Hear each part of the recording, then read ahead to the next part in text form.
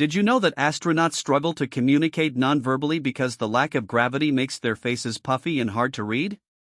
Or that Botox can help with depression not by smoothing wrinkles, but by preventing frowns? Or that a common come here gesture in the US is considered rude enough to get you arrested in the Philippines? Emotions and how we express them are powerful and sometimes strange. They're not just fleeting feelings, they affect our health and even the well-being of those around us. Research shows that people with a positive mindset often live longer and happier lives.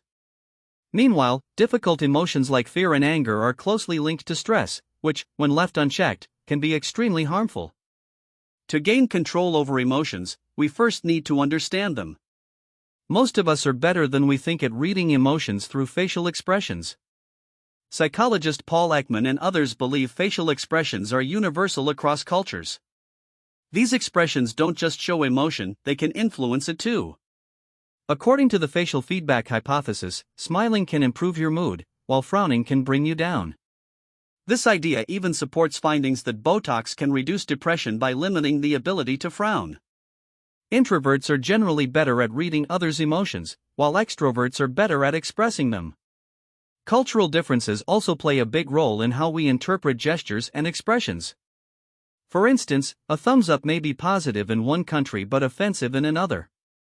Emotions go beyond gestures, they're deeply tied to our conscious experiences.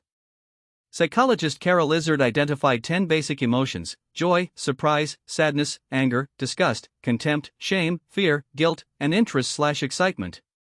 Others suggest adding emotions like pride and love, though some believe these are combinations of the core 10. Some psychologists use a two-dimensional model to describe emotions, based on valence, positive or negative feelings, and arousal, high or low energy. For example, feeling elated means high arousal and positive valence, while depression combines low arousal with negative valence. These emotional dimensions influence both mental and physical health. Chronic anger and depression can increase the risk of health issues, while positive emotions tend to promote well-being. Fortunately, we're usually better at bouncing back from bad moods than we think.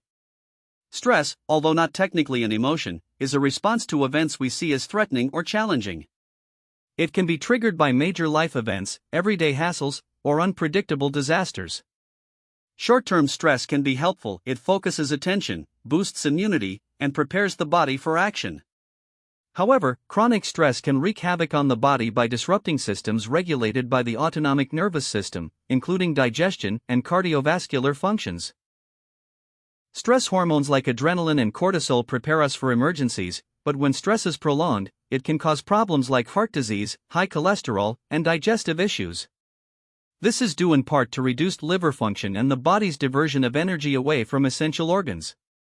People with conditions like PTSD are also at increased risk for physical illness. Pessimism and depression, closely related to stress, have also been linked to health problems. Optimistic and emotionally positive people tend to live longer, though it's unclear whether that's due to behavior, social support, or biological factors like inflammation caused by stress. In summary, while stress doesn't directly cause disease, it's closely tied to it. Understanding and managing our emotions and stress responses is key to living a healthier life. So take a breath, acknowledge your feelings, and try not to let them take over.